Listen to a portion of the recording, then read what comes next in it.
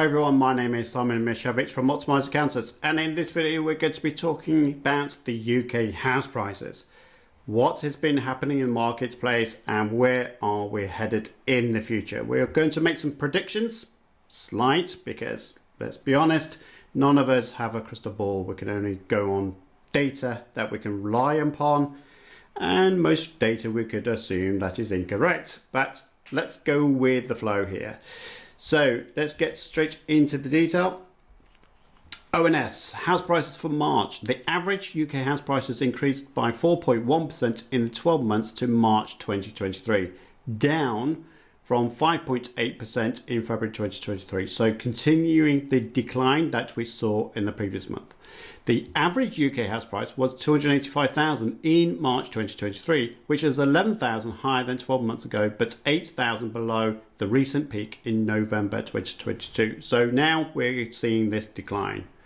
Where does that tell us? Well, as we know, the Nationwide and Halifax also produce reports.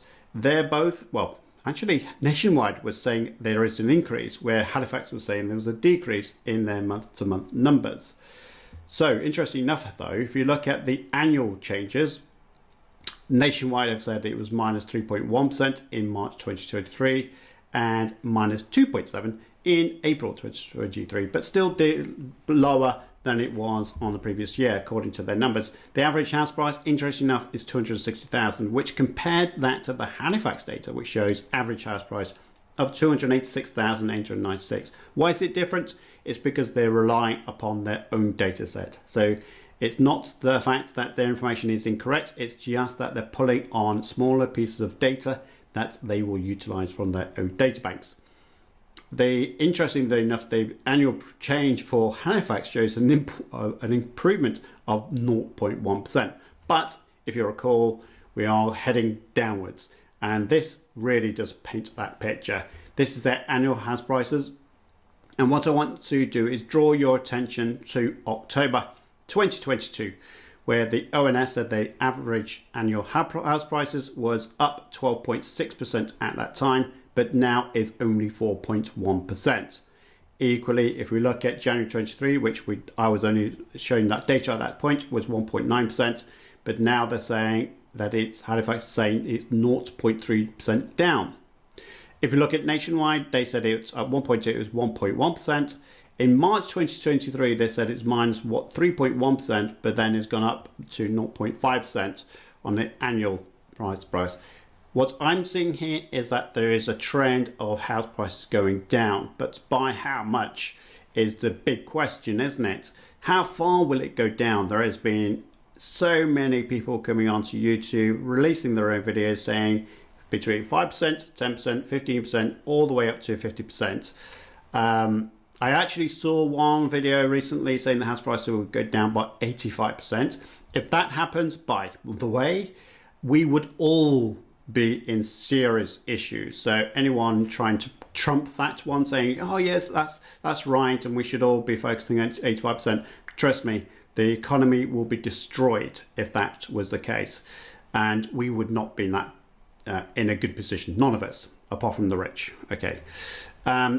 So from that in mind, where are we headed? So I'm not going to make too much of a prediction. What I'm going to share with you is other data sources that I think we should all still bear in mind. Whenever an inflation takes place, and you'll see there's different types of inflation, I'm going back all the way to 1980.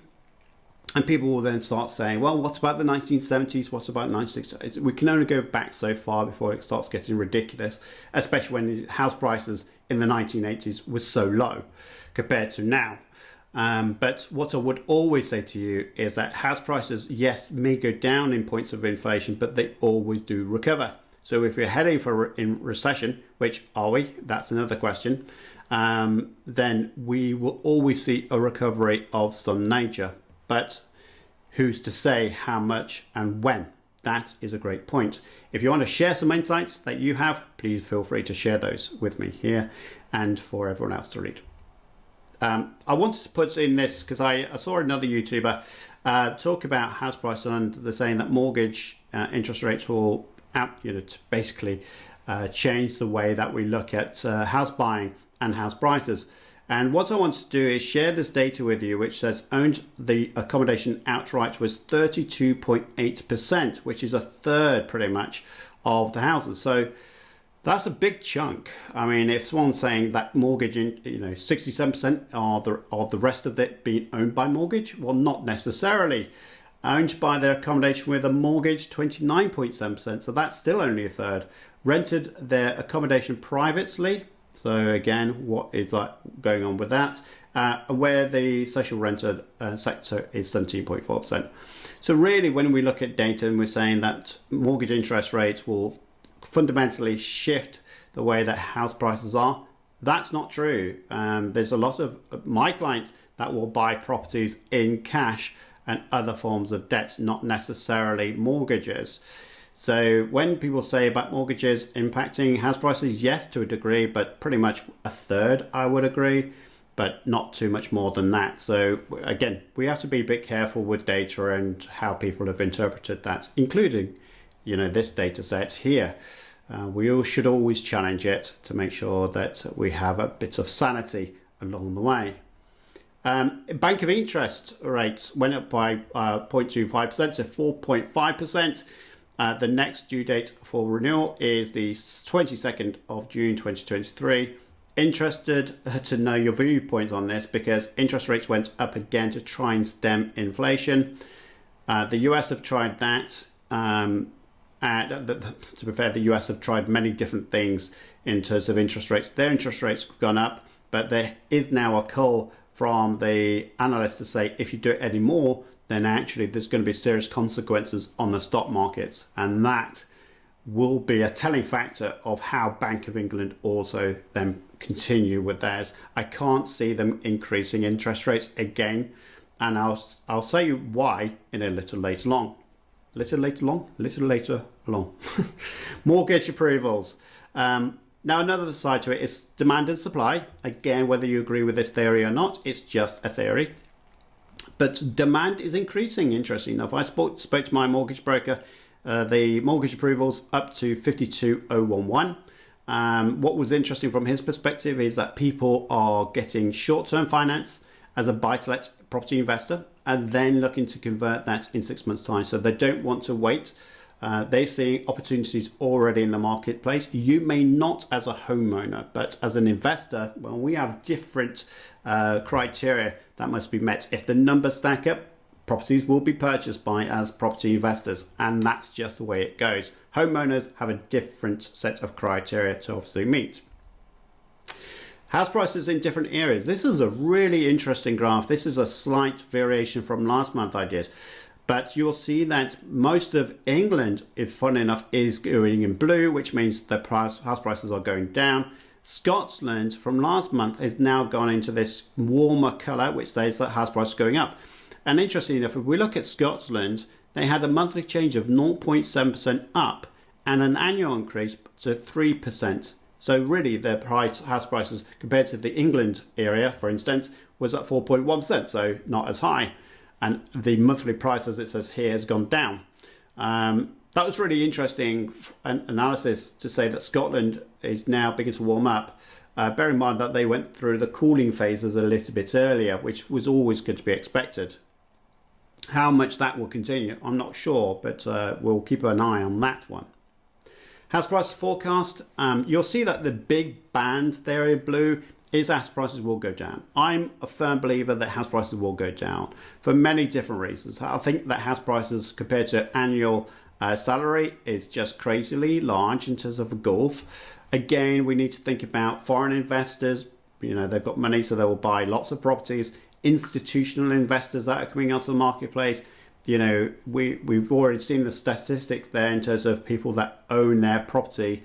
It's only around about 50-60%, and the 40% is really owned by other institutions and organizations.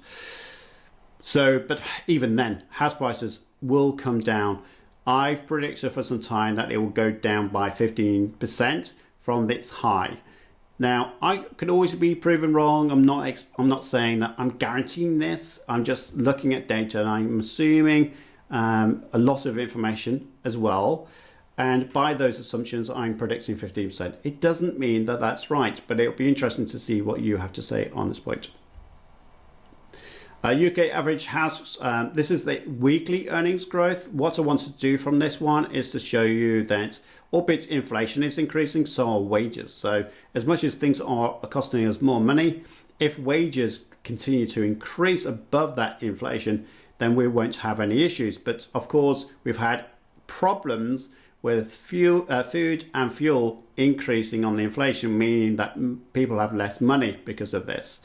Now, wages is up 5.8%, but UK inflation is down now from this double digits number down to 8.7%. It's still higher than wage growth. So we need to bear in mind that money is still being eroded, and therefore people have less money to spend.